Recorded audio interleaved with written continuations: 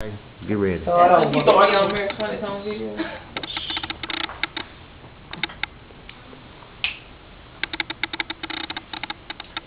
And as they did eat, he said, Verily I say unto you, that one of you shall betray me.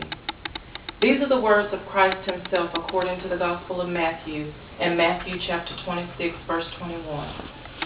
Close your eyes for a moment if you would. Imagine that you're one of the 12 disciples that's been walking with Christ, and suddenly out of nowhere Christ tells you that one of you is going to betray him. In 1495, at the request of the Duke of Milan, an artist set out to do just that. Paint a picture of what Christ has just spoken. Can you see this?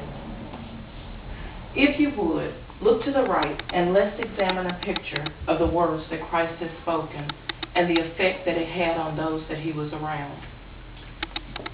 In an article by Shelley Essex at arthistory.com, she lists 10 frequently asked and answered questions about this work of art. The first thing you should know is that this work of art, the original, is actually in the dining hall of the Rectory of a Convent in Milan, Italy. It is actually painted on the wall. It is not a portrait that you can actually pick up and carry anywhere. The portrait itself took Leonardo da Vinci, the artist who was commissioned to paint it, 3 years to complete.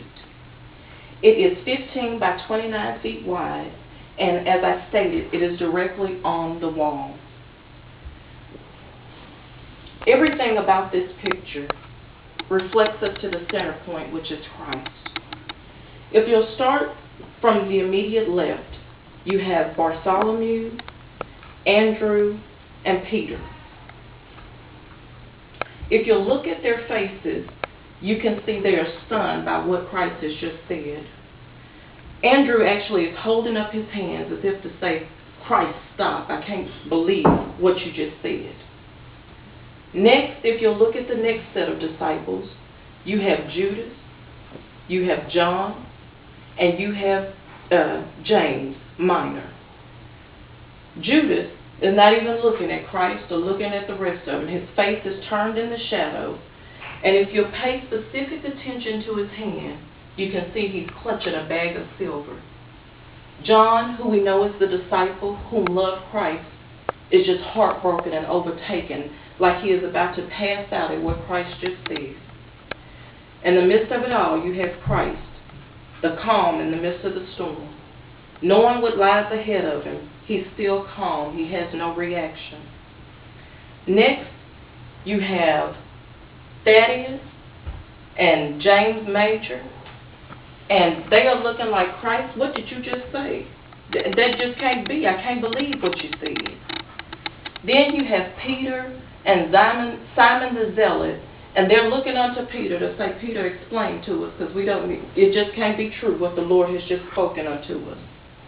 This picture depicts everything that Christ just said in Matthew chapter 26, verse 21. And although this painting had been done many times before, Leonardo da Vinci managed to take all of the human emotions that these disciples were feeling and capture it in this painting. The thing that is so special about this painting is the way in which Leonardo actually painted it. He used a technique called tempera instead of a time-tested technique of fresco art. The tempera technique was a combination of egg yolk, vinegar, plus oil painting, and he painted it on dry plaster. In the fresco technique, you were known to paint it while the plaster was wet, and then the paint would dry, but he did it after the plaster dried. Immediately, it began to fall apart. But he wanted this technique because he wanted the freedom of using many different colors. And if he wanted to retouch it or touch it up, change something, he wanted that freedom. And that enabled him to do that. But as I stated, because he painted it on that dry plaster, no sooner than he finished, it began to fall apart. Almost immediately, the humidity caused the paint to separate from the plaster. In the book The World of Leonardo by Robert Wallace, he points to the fact that soon after World War II, a master restorer by the name of Mario Palacci began the time-taking task of restoring this masterpiece back to life with a newly developed way of shellacking paint. After dusting off the grime and the grit, he retouched it, and then he put a shellac to seal it so that even 500 years later we could appreciate what was painted. According to Javier Sierra, it is suggested that Da Vinci put some secret encryption in his picture.